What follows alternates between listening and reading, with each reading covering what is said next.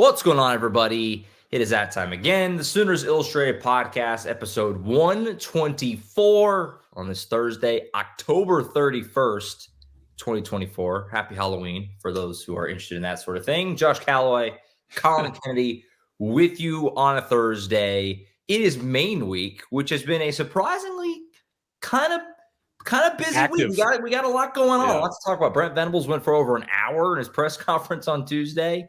We're going to talk about a little bit of what he had to say in that press conference relative to Jackson Arnold, his future at Oklahoma. We're going to talk about that a little bit. It's a hot button conversation right now for OU fans, so we'll get into it. Let's talk about the OC hire a little bit on the show today. We haven't really gotten into it too much since Seth Littrell was let go. We're going to look at a couple of candidates. What is Brent Venables Oklahoma maybe looking for? We'll kind of take a little examination of that. Of course, Collin Tears will hit some recruiting news as well. We'll look at the Maine game a little bit, get Collin's thoughts there, and then James E. Jackson will be along in the back end of the show for some in-state recruiting talk as per usual. So a loaded Thursday show for you to send you on your way into the first weekend of November, get into the home stretch of the season.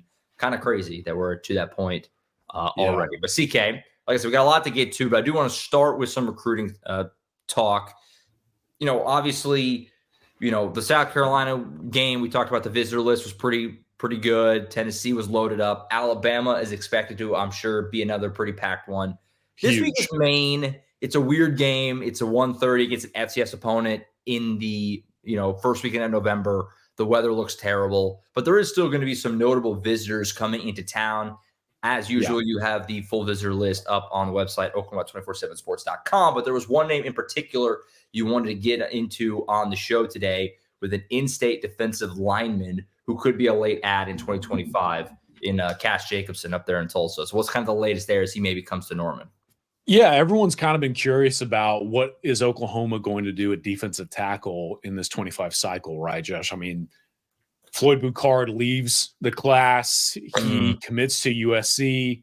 Kamori Moore, no longer part of the group as well. So two key defensive tackle pledges exited, and you're kind of left wondering, where do they go from here? That question hadn't necessarily been answered up until now, where it seems like there's a specific direction that they might want to take. Cash Jacobsen, like you mentioned, Jenks, Oklahoma, at that proud program at Jenks High School. 6'5", 285, so nothing against the young man, but when you do your recruiting minuses, as I always say, maybe 6'4", I would assume, and probably 275 pounds. But watch some of the tape the other day, and I see it. I like the direction that this could take. I think they're looking at him as a potential three-technique take, which it's a unique group because I think Trent Wilson's kind of a three-tech kind of guy.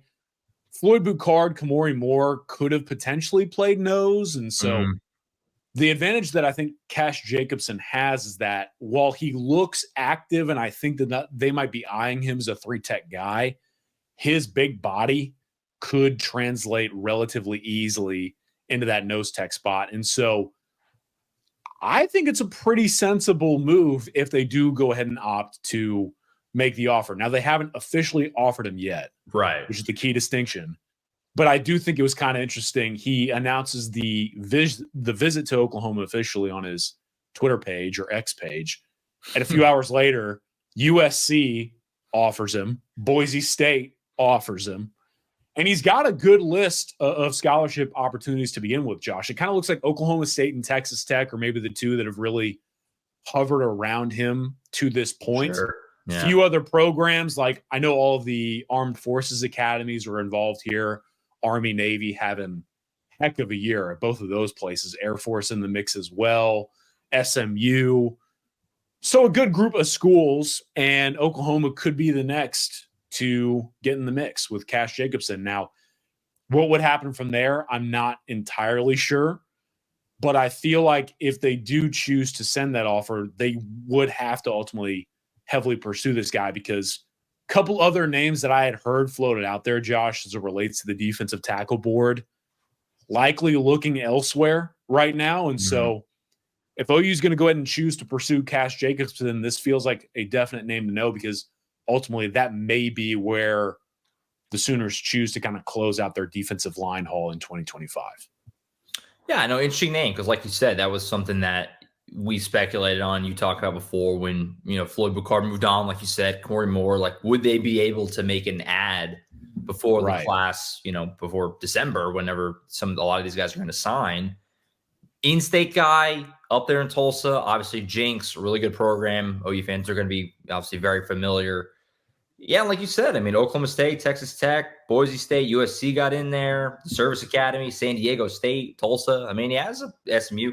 He has a pretty, legitimate offer list. It's not like just some Oklahoma kid that they're just throwing in. This is a good player, and 3-star prospect. So interested to see how this goes and if it progresses to the point that they do get the offer and maybe get a late ad here.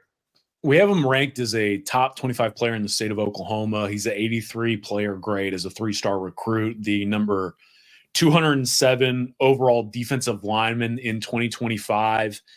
And I think first and foremost, and we've talked about this at length, but just always hammering home the point, you would much rather get defensive tackles as high school recruits rather than in the transfer portal. Sure. So much more affordable, for lack of a better term. This is an in-state kid. We know that this staff, man, they really want to lock down the state borders, and it's not going to be the easiest thing in the world. I don't want to paint the picture that, like, if Oklahoma offers, they're getting him tomorrow, because Oklahoma State, Texas Tech, two very viable options, and they've obviously been involved far longer than OU to this point. OU hasn't even offered the kid yet. But, yeah, I think when you look at the frame, kind of the unique skill set, a nearby recruit at a program you really want to recruit, and Jenks, right? And then, again, of course, the context of defensive tackle recruiting, man, it's an offer that makes a lot of sense to me if they go ahead and choose to make it. For sure. Listed at 6'5", 265 we got him at. So, yeah, interesting name, and one that we'll keep an eye on. And I will say, Josh, he says he's 285 on his Twitter profile, and I was like, we'll see. But then I turned on the tape, and I was like, it's a big fella. And that's a big boy running around out there. Yeah, for sure. For sure. So we'll see. Interesting name to know there going into the weekend. Like I said, not a loaded list of some of these SEC games, but some notable names to know. And Collin's got the full list, and it's some analysis on some other key names. That's over on the website, Oklahoma.247 Sports. Become a VIP member to get into that sort of information. As far as the current team / the future team as well. So, Brent Venables, like I joked about, had his press conference, hour 6 minutes on Tuesday, the longest press conference of the Brent Venables era. I'm pretty certain. We were talking about before we started recording. He had a Zoom on signing day when he very first got the job. He was, I think, still in South Carolina. Like, he literally hadn't really even moved yet. That went for like a solid hour and a half. But other than that, Tuesday was the longest ever. He had a lot of interesting things to say. The full press conference is on the YouTube page as always. But I want to get into what he had to say about Jackson Arnold. It's an interesting conversation right now. A lot of fans are curious what the future looks like with Jackson. I'm going to lay the clip in to the podcast as well as on the YouTube so fans can listen to it / watch it. It's only about 40 seconds of what he said, and then we'll kind of react to it afterwards. So let me get it in right here. My assumption is that you're dang right he wants to be back. Why would he not? That's how I look at it. I don't have my head in the sand. I would be concerned if I was thinking in that way. Oh, I wonder if he wants to be back. Well, yeah, you'd start quarterback at Oklahoma.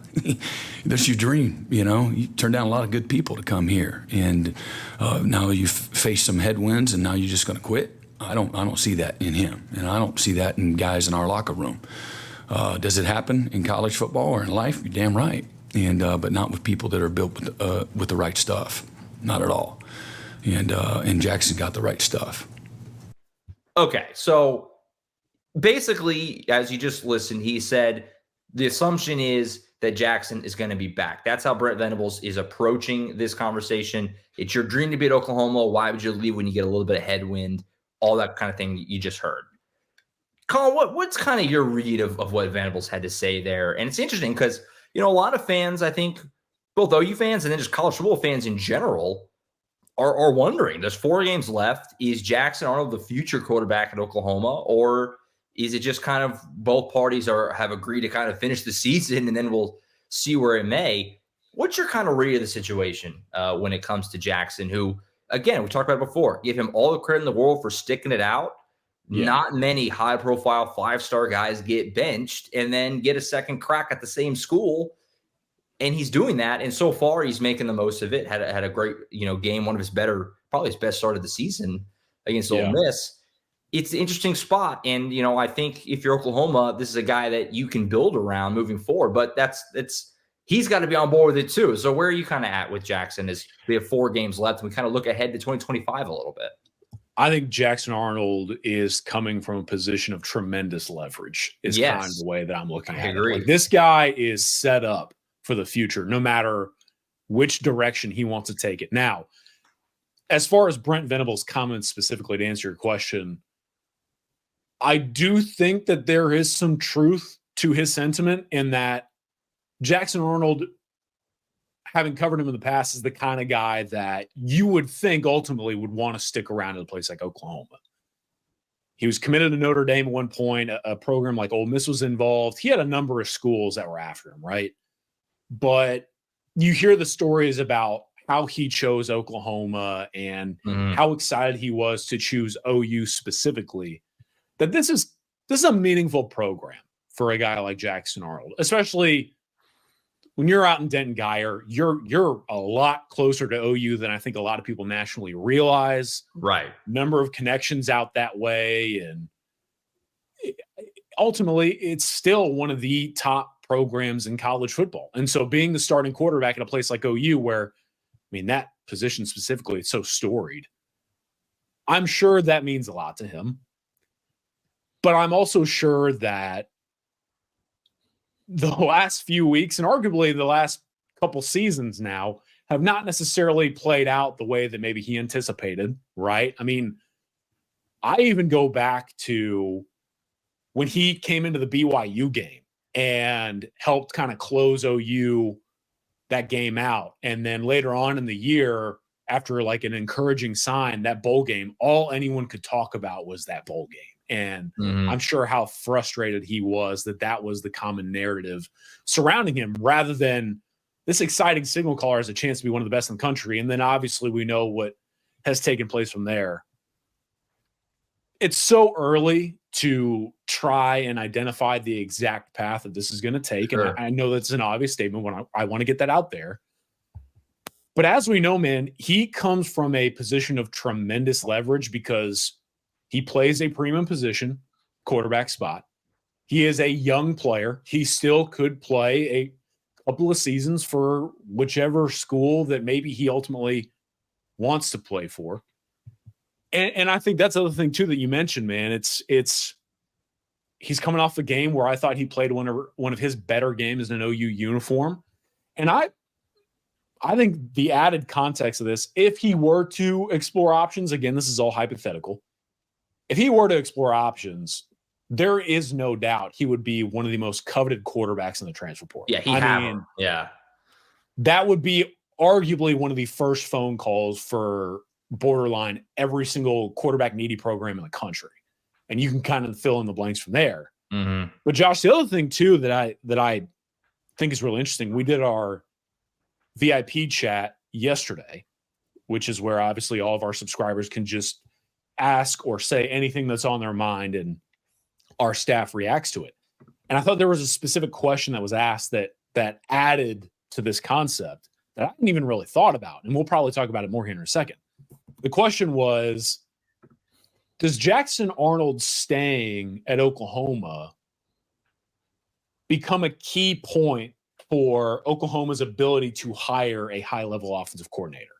Is that going to have to be something that OU locks down in order to go and get maybe someone that would essentially be taking a risk in taking that job?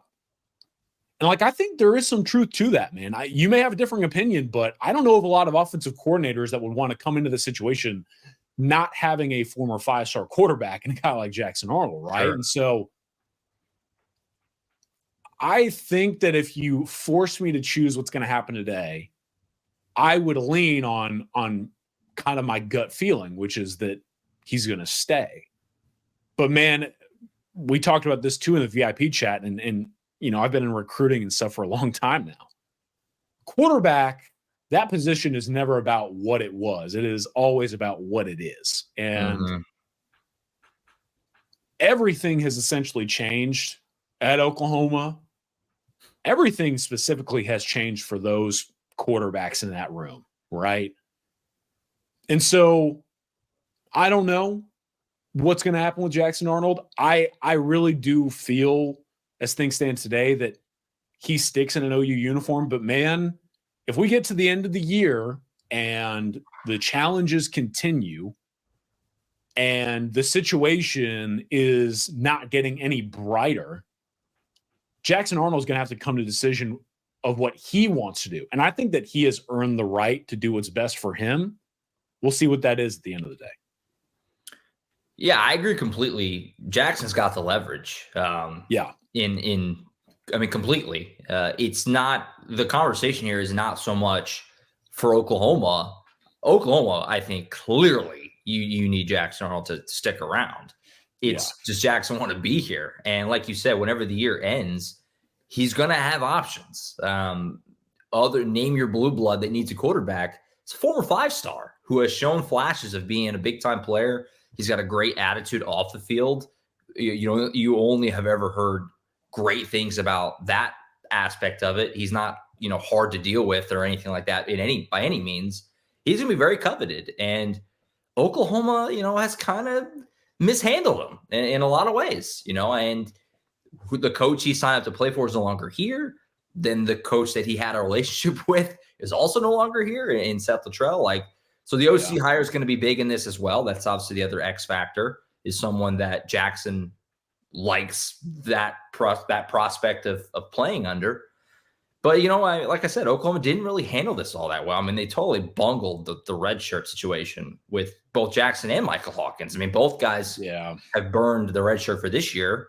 And obviously Jackson had to burn his red shirt last year because they threw him in for no real reason to run the football. And then when Dylan Gabriel got hurt against BYU, they had to burn it then. So he's lost 2 years on this thing that he didn't necessarily have to lose either time. Now, this year, obviously, he was going to be the starter, but he didn't have to come back in. After he got benched against Tennessee, he could have easily said, I'm shutting it down to save the red shirt after I burned one the year before. But he didn't do that. And again, that goes back to the, just give him all the credit in the world from a character perspective. So, I think if you're Oklahoma, clearly you need to build around Jackson if you can.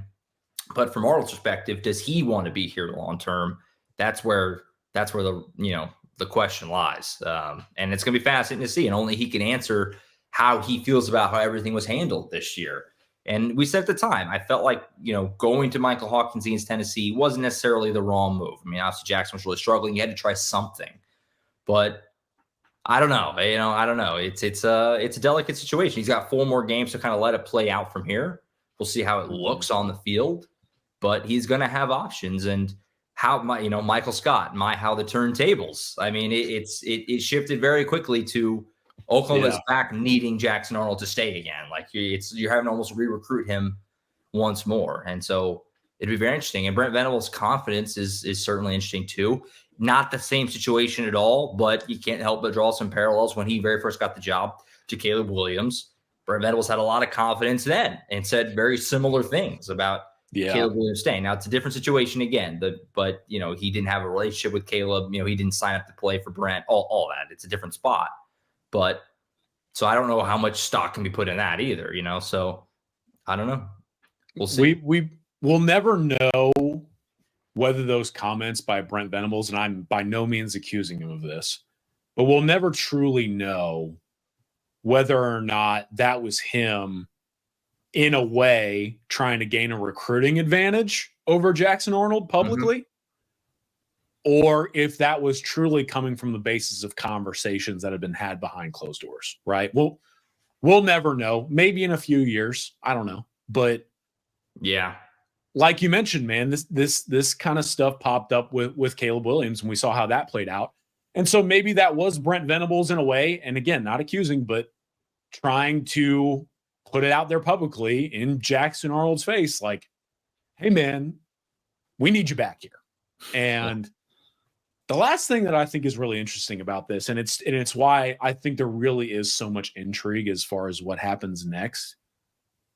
The thing that I've come back to continuously whenever I'm sitting around thinking about Jackson Arnold and what he might do versus what he needs to do, Josh, it's so tricky, man, because part of this in my opinion, is this is a former 5-star quarterback that has to make the most of the next 2 years of time, right? Maybe even less. Yeah. That comes down to your surroundings, your situation. I feel like Jackson Arnold would 100% choose to stay if he knew what personnel moves and coaching hires were going to happen by the time the transfer portal window closes in the next month or two. But time is not on his side in that sense either, right? You either have to choose to go into the transfer portal and potentially risk your spot or whatever else, but you're really not going to know the finished product of the situation until obviously all those moves have been made. It makes it even more difficult because in a way, the last thing I'll say is if Jackson Arnold does choose to stay at Oklahoma, it's him betting on Brent Venables. It's him betting on the program. Yeah. And OU's ability to take care of him long term. And he will not know how that's going to pay out until it's arguably too late. And that's why I think this thing is really interesting how it's going to play out the rest of the way. 100%. I mean, and you think about, again, draw the parallels. When Caleb Williams jumped in the portal, Oklahoma got Dylan Gabriel to commit that day. Brent Venables did not wait. And he said as much in his press conference. I remember a couple weeks later, or whenever that might have been the signing day, that he felt when you're in the portal, you're gone. Like, we don't look at you as an option anymore, basically, is how he approached that. And that's why they moved on Dylan Gabriel so quickly. So you're right. If Jackson does that, and you know, again, depending on the OC hire, does he bring a quarterback with him potentially? I mean, there's a lot of layers to this thing. So we'll see how it shakes out. And on that note, I fear we could get into the OC stuff a little bit. Like we said, we haven't really talked about it too much since the instant reaction show. We kind of broached the subject a little bit of possible names and what they would look for. So let's talk about some names. And first off, let's look at what do you think Oklahoma is going to value here? Because that's going to really shape your pool, obviously, in terms of what do you think Brent Venables is looking for his next offensive coordinator. Obviously, with Seth, he was in-house hire, so it's a little different, but he had former head coach, things like that. Is that something he's going to look for again? Will he lean on somebody he's worked with before? He said that OU ties doesn't mean anything to him, so I take his word for that. So you can probably remove that being like an advantage, although it still probably could play a factor. Who knows? We'll start there. What do you think is going to be the key element to this hire for Oklahoma, or is there not even one? Is it just get the best guy and roll from there? How do you kind of feel like Oklahoma's going to approach this thing? And then we can maybe throw out some names that would maybe fall under that umbrella. Yeah, I think a few things that I believe that they would like to have in this next coordinator hire. Years of experience, and I'm not talking about being an offensive coordinator because that gets relatively subjective. In short, I think that Oklahoma would like to make a hire that entails someone with a strong, time-tested reputation that you can kind of essentially sell as your banking point, right? Like, this next offensive coordinator hire has to be the person that gives you the long-term verdict as far as the direction of the program. So you want someone not necessarily younger or whatever else. I'm not saying that rules those people out, but preferably I think Oklahoma wants someone who's been around the block, who they can look at and say, if this does work out, we're set. If it doesn't work out, there is no doubting what we have to do next. I think a head coach of the offense type, definitely a preference. And I know that some people will roll their eyes at that. But at the end of the day, man, it's also kind of one of those things where if you're going to go make an elite offensive coordinator hire, that's kind of the person you're going after to begin with, right? Like someone who is going to step in, know how to run things, can manage from the top down, and oversee that side of the ball without skipping a beat. And I think that would ultimately help Brent Venables as well, right? And we saw at its best form what it looked like with Jeff Lebby, and I don't think there's really much denying it. When Jeff was able to be that head coach of the offense, there were some real strong moments as Sure. Jeff oversaw that side of the ball. So I think a head coach of the offense type is important. I think that time coordinating a unit in the SEC definitely could be an advantage bullet point if on the resume. Got to find a way to win games in this conference. Someone with experience in the SEC. Yeah. I mean, I'm not just throwing it out there. I do think that would be something that would be valued within this search in its very early portions. And then I think a proven quarterback developer is very important. I think whoever OU chooses to hire, everyone would like for that individual to, in some ways, be different than Seth Luttrell in that this individual is a longtime quarterbacks coach, has been around elite talents at the position, knows what it looks like, knows what it needs to look like and how to get there. And so those are a few things, in my opinion, that Oklahoma was going to end up preferring to have in this next offensive coordinator hiring. I think stuff like recruiting and the other subcontext, yes, it's important. But at the end of the day, these are all traits, in my opinion, that sort of paint the picture of someone who's been in college football for a very long time and is going to be the type of presence that immediately upon arrival within the program is going to get this thing rolling. And if they don't, which is the other side of the coin, then you kind of know without any sense of doubt what has to happen next. So given the gravity of the situation and the nature of this hire, I think it's a very fascinating move. But man, you got to go out and get an ace, for lack of a better term. You have to get someone that no one can really question, considering how important the next year or so is. Yeah, I mean, for sure, Brent Venables has got to nail this. And that's where I think I'm going to use a word that's going to scare you fans. I feel like this – I just feel like this might be where Brent Venables and they kind of lean on the safe hire, which is a scary word because I think a lot of people viewed Seth Luttrell as a safe hire. True. I just have a hard time seeing Brent Venables in Oklahoma taking too much of a gamble here.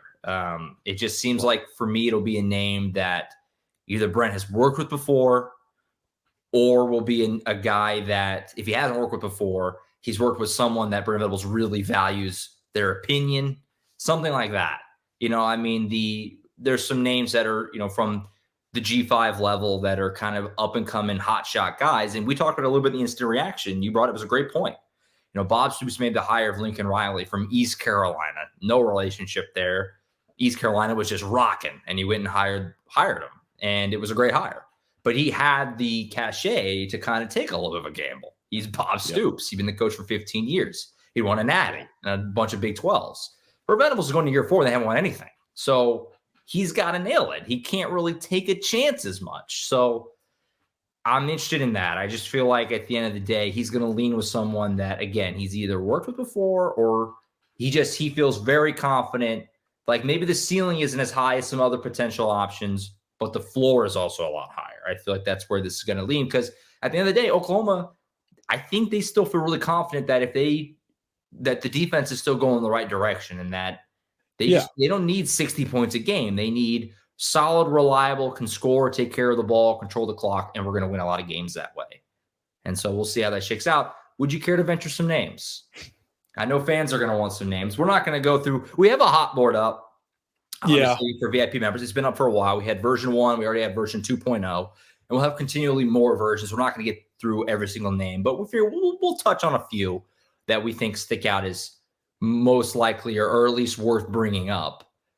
Who would you like to bring up first? I'll let you have the first crack at it here because there's some names that I think are worth bringing up.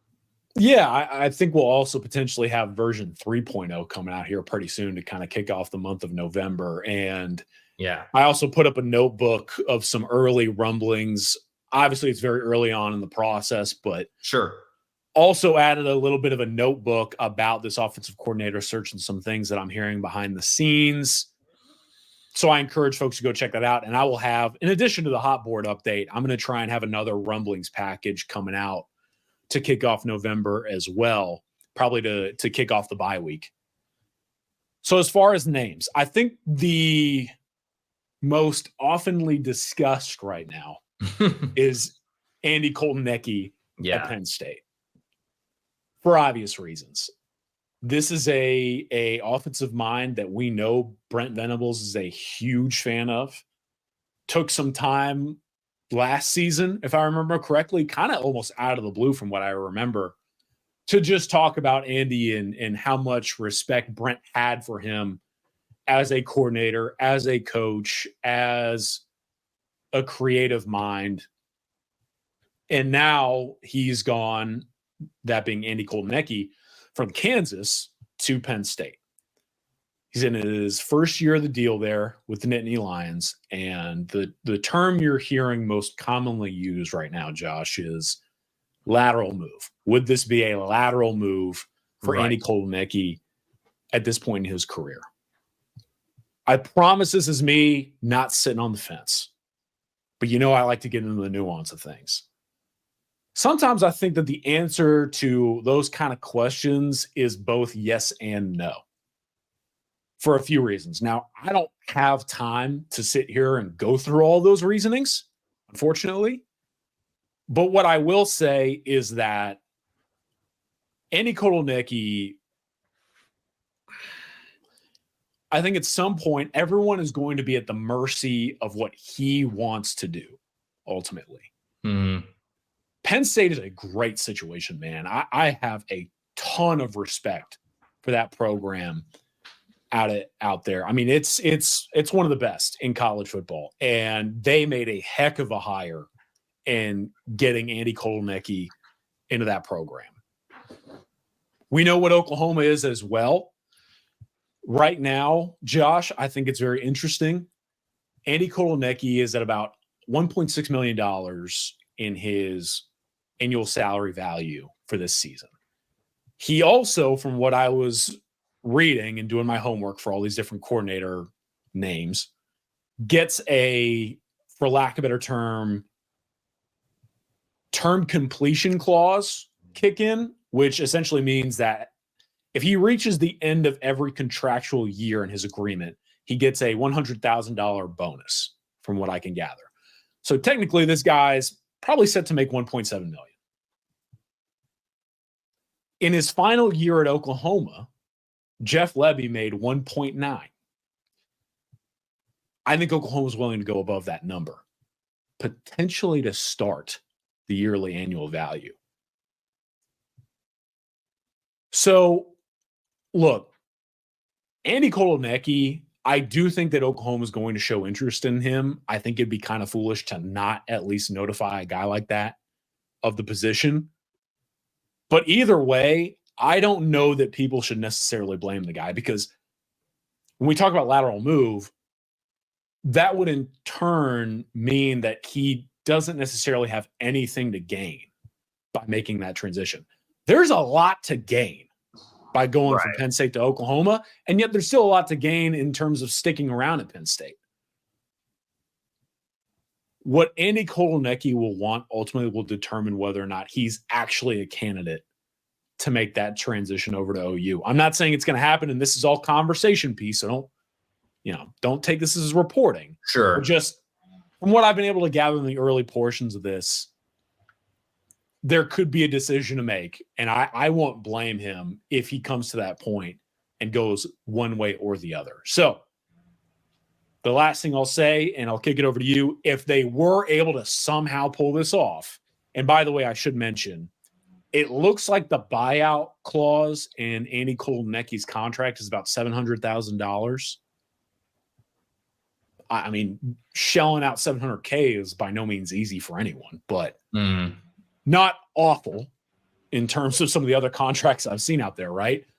So if it is somehow doable and Brent Venables can convince this guy to join him at OU, I mean, one of the biggest hires since Lincoln Riley joined the program. And even then, I don't know that we knew the significance of that addition.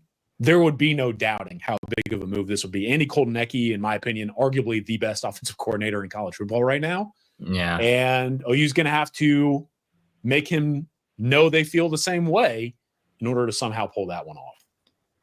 Yeah, that'd be a home run, I think, by most people's estimations. And that's one that, going back to the previous conversation, if you're Jackson Arnold, I would have to think very attractive. You look at what he's done for Drew Aller there at Penn State, turned him into an NFL prospect. And yeah, I mean, if that's the way it goes, then you would know that OU means business and they're playing ball and they ponied up, to make that happen. So that's a big name. A lot of fans are interested in that one. I'll bring up another name for you, and a name that I think just checks as many boxes as anyone is Joe Craddock at Tulane. Yeah, this is a name that has come up, and I'm sure fans are becoming more and more familiar with. But when we talked about a lot of things we talked about before, this is a guy that you go down the checklist, it's like, okay, he fills a lot of the boxes. First off, he worked with Brent before at Clemson. 2012 to 2014, he was there. He was a young coach at the time. He's only 39 now. So he was obviously just getting going into coaching at that time. He's been in the SEC, coached at Arkansas. He's at Tulane now. He was with Troy before. He came over with John Sumrall, offensive coordinator. He coaches quarterbacks. He's a former quarterback himself. So SEC experience. Brent Venables knows him. He's having success at the G5 level right now. He works with quarterbacks. He's a former quarterback. Is it going to be is it a name like Andy Koltnicki coming from Penn State? No, obviously not. He doesn't have the PR cachet, but he checks a lot of boxes. And, if you're looking at that sort of thing, if you do lose Jackson Arnold, could he potentially bring his quarterback with him, who Oklahoma saw this year when Tulane came? He's just a kid. Darian Mensah, just a freshman right now. Not to say he's going to portal or not, but, that's something that you could be a factor in that if that were to go that way. So he's a name that just seems to check a lot of boxes for me. Again, is he going to be the most, name pops off the page hire? No, but I think that'd be a really strong hire. And just, again, kind of going back to what we were saying before, with a lot of those things I think that Venables would look for, I think he would feel really comfortable with that if that's the way it went as well. So that's a name that I don't know if I'd call him the favorite by any means, but he's got to be right at the top as far as to just make the most sense. And so that's an interesting name for me. What do you think there about Joe Craddock? Because I just feel like he checks a lot of boxes. I feel like it'd be the most logical hire. It would be an advantageous hire as well, because I think in hiring someone like Joe Craddock, not only, like you mentioned, does that guy kind of check a lot of those boxes, he gives you, if you're OU, a little bit of flexibility. You gain a little bit of power back in going after a guy like Joe Craddock. Now, let me start here. I know some people bring up the whole, he was offensive coordinator at Arkansas when they were hot garbage. Sure. In Joe Craddock's defense, I don't know of a lot of people that would have found success in that situation in Arkansas during that time.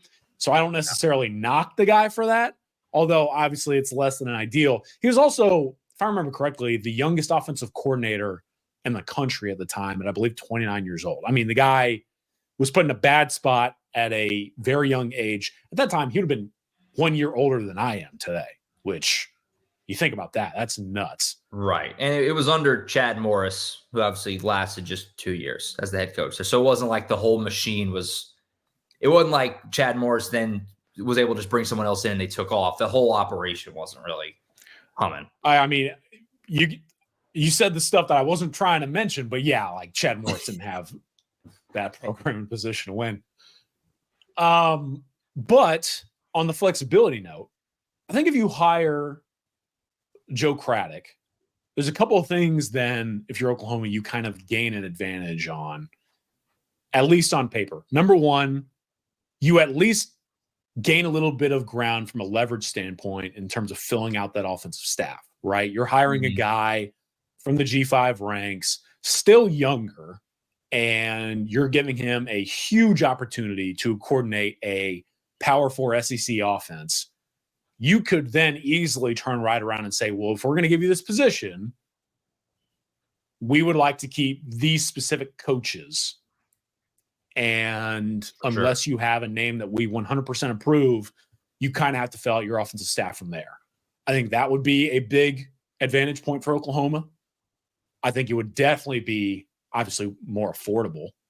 You may not necessarily have to sniff the Andy Kotelnicki, Jeff Lebby salary pool range, right? Like you're able to save a few bucks and maybe pour that money into the NIL collective, one Oklahoma. You also, and I think that's the other underlying point that you brought up, part of this offensive coordinator search that I'm very fascinated by is whether or not the potential for that coordinator to bring in a quarterback is attractive. Darian Mensah, I mean, that's another guy in the sport that Brent Venables talked about glowingly from what I can remember. Yeah. I think that the flexibility that would potentially present if you say, okay, we don't know what's going on with Jackson Arnold. Maybe we don't know what's going on with Michael Hawkins. We now suddenly have at least another card to play at the quarterback spot. It's huge because it's a proven talent. And even then, I noted this on the board, man. Even if Darian Mensah isn't necessarily the type of quarterback that joins you, let's say somehow you are able to hire someone like Joe Craddock and Jackson Arnold sticks around.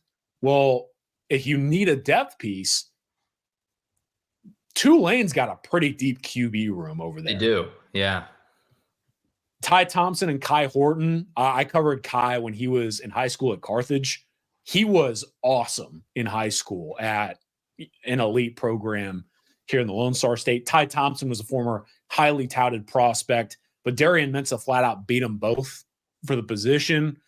If you maybe tried to court one of those two to come over and at least give you another body for depth, I think that's another advantage. And so Craddock would make a lot of sense because it's an offensive coordinator, like you mentioned, who checks the boxes, but then he might also potentially give Oklahoma some power back while trying to navigate that transition. For sure. I mean, whether, Jackson stays or not and Michael Hawkins stays or not, I feel like you probably need a quarterback in the portal either way. Now, to what degree that quarterback is a guy going to, like you said, a depth piece, or is he going to start for you, is up in the air. So, no, that's a great point because that quarterback room is loaded. And like you said, those guys were looked at as kind of the battling for the job, and Darian Mensah just went and took it, back in fall camp. Any other names you want to throw out there? I mean, obviously we're running a bit long here, but we can, if you want to throw out another name or two worth bringing up. I mean, there's other names that are certainly in the mix. I mean, I know a lot of people will probably be curious about Brennan Marion. I love Brennan. He's great. And I love that offensive structure, the go-go offense. I was watching them play Boise State the other night, and I was like, man, this is the type of system I would definitely run. I think Brennan is a name to know, but I don't know that he is on the same maybe tier right now for Oklahoma as a Kotelnicki or maybe even a Craddock. Ben Arbuckle would be a fun young name, a guy from the area. Will Stein gets thrown around a lot. I still, as I mentioned in a notes package and explain why, I still have trouble getting there with that one. Hard to see that one. The gamble for him. Yeah. We could go on and on, but the last one I wanted to bring up, because I'm just kind of curious. Dan Mullen gets thrown out there. Yes. I wonder if that's what you're going to say or not. And, man, if I remember correctly, he was he on the halftime broadcast team for OU's game against Ole Miss? He was. I might remember that. He was, and I was sitting there during the game. I was like, wonder how closely he's watching. You know what I mean? This is serendipitous. So, I don't think that one's going to take place, but Josh, I mean, it would be. It's fun to think about. Yeah, it's fun to think about. No, for sure. And like you said, we have the hot board up. Those are all names that are interesting. There's a bunch more that we could talk about.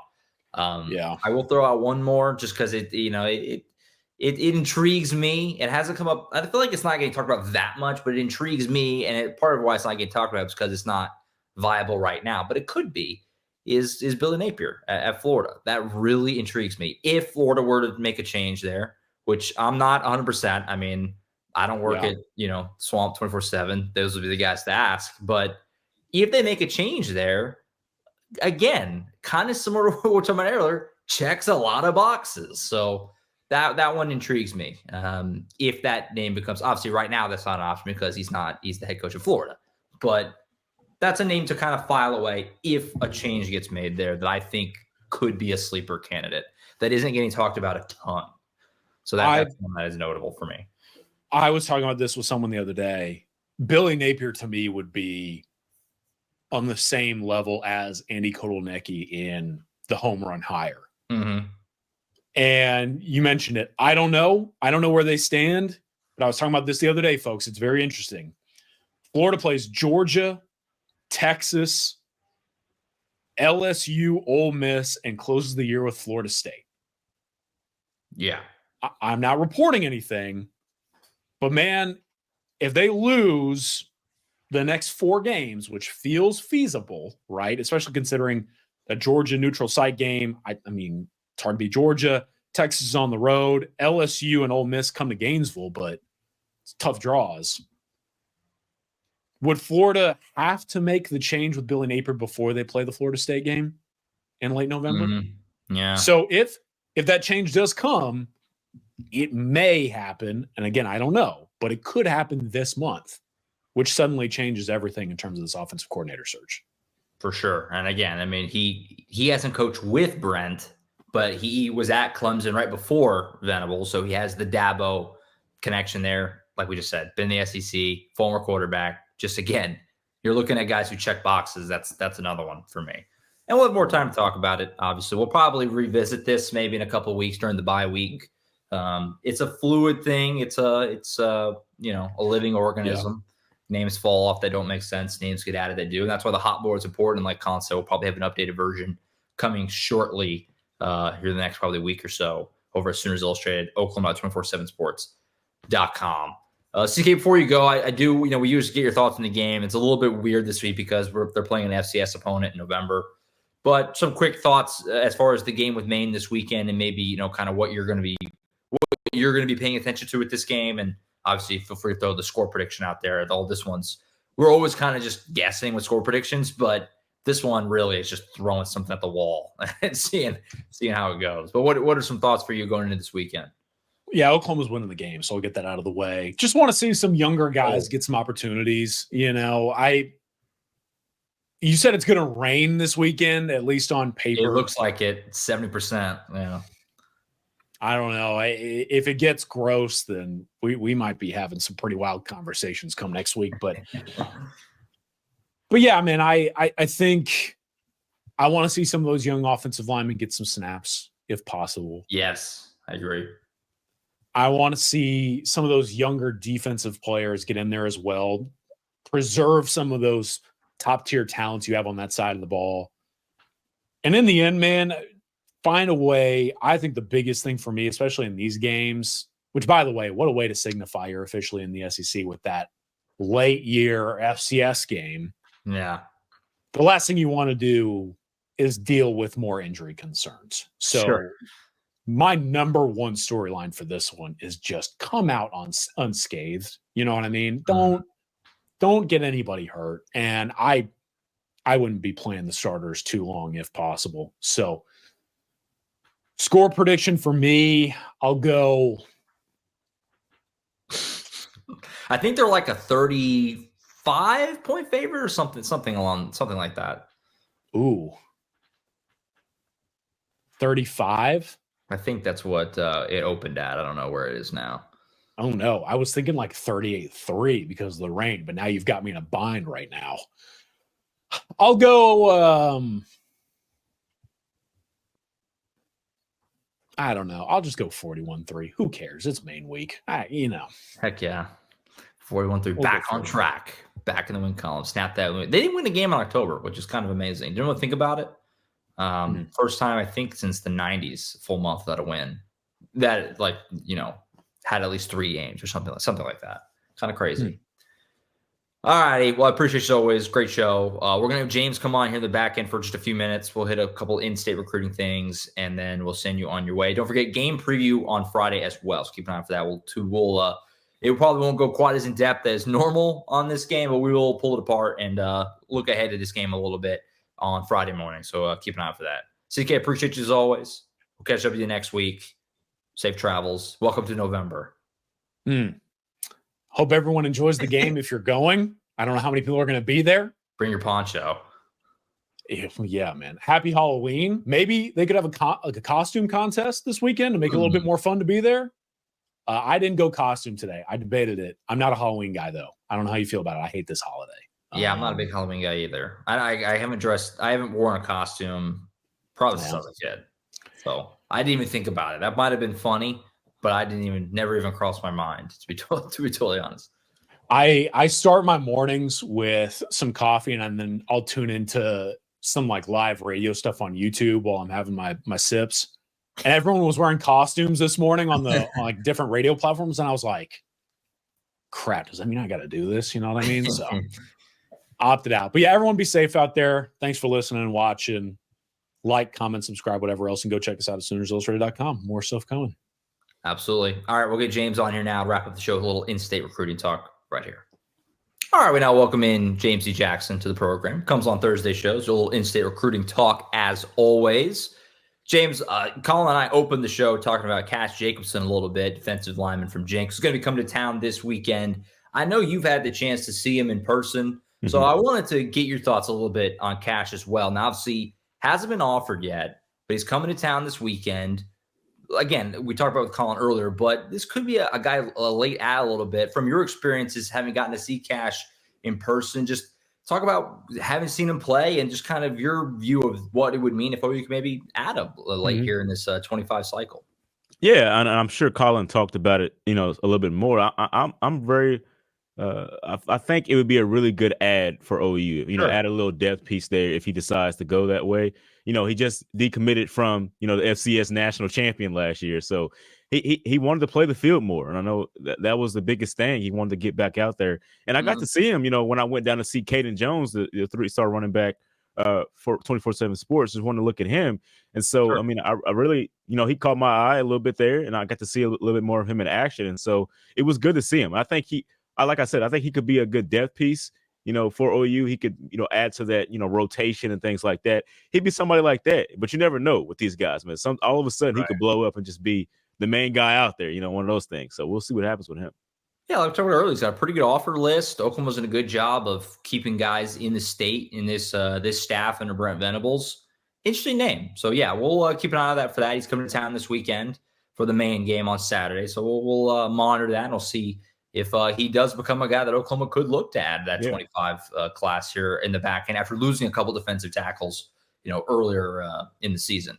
As far as some other stuff in state, some just bummer news with Alexander Shield Knight last week over there at Wagner's. Obviously committed Oklahoma as a defensive end. I'll let you get into it, but the injury bug it's hit the current team all year, but it's spreading to the 25 class, it would seem. Yeah, it's unfortunate. It's unfortunate. And I mean, I got to see the day he committed to OU. It was the first round of the playoffs last season. And I went down there and watched him and got to talk to him. And it was one of those cool things. Like he wanted to stay home, represent the state and things like that. He was very excited, and so this injury news, which is going to pretty much end his season and probably a lot of next season for him when he gets to OU, it sucks, man. He broke his lower fibula, which, I mean, you all know that's a very, you got to support yourself when you're running around out there. And that's what it is. So we'll see what happens with that. I mean, he was having a phenomenal season. I mean, Wagner's undefeated once again. I mean, he had 59 tackles, 26 for loss, 5 sacks, and that's just all this season. Half the games because they blow out everybody. Yeah, and it's crazy. And then he was doing even more as a tight end for them as well. And so it sucks to see that happen for him because, like I said, he's a really good guy, things like that. But I'm sure he'll bounce back from this. He'll get into his rehab and work things out. Now we saw this last year with Andy Bass as well. He was the Oklahoma Gatorade Player of the Year, and he tore his MCL and ACL in the state title game. So it was late in the year, and so he's been working himself back. So another process like that for him. And I think even the year before that, wasn't it Eric McCarty? I was going to bring that up. We've had one of these every year with the in-state guys. Yeah, Eric McCarty went down. Yeah, so it's kind of like, I don't know, that's kind of weird. But yeah, we'll see what happens. The injury bug is hitting the high school recruits as well for OU. So it's just not good right now. But we'll see what happens with Alexander Shield. Now, obviously, he's a phenomenal player. And so I do think he can bounce back and still be productive once he gets turned around and things like that. Yeah, it sucks. Senior year of high school, you want to try and finish with a state title, and Wagner certainly is capable of that, as they always are there in 4A. Like you said, we've seen this before. He'll come in and he'll rehab it, and we'll see how much of next season he'll miss or whatever that may be, the recovery timeline there. But yeah, just a bummer. And he's a guy who we saw last summer at Brent Venables camps, continue to flash, and he's really gotten better and better. And, we'll see how he factors in down the road, but Oklahoma kid, defensive end, he's got a future for him. And this doesn't derail that by any means. It just kind of is a setback, in that timeline. So a bummer there. And, we'll see how that impacts Wagner down the rest of the way too, because that would have been I'd like to see Wagner in the playoffs to try and see Shield night. Yeah, but not going to get that opportunity now. Mm-hmm. Well, I appreciate James as always. We'll have the game preview on Friday. James will be on with that, of course, with myself and Tom Green. We're going to preview Oklahoma versus Maine, what we're watching for, the keys, the storylines, the players, and we'll give our score predictions as well for what we all hope will be an Oklahoma comfortable win. Yeah. Could take nothing for granted in 2024, so we'll see how that goes. But we'll be back tomorrow for the game preview. That's it for now. For Collin Kennedy earlier, James D. Jackson, I'm Josh Callaway, signing off. We'll see you next time right back here on the Sooners Illustrated podcast.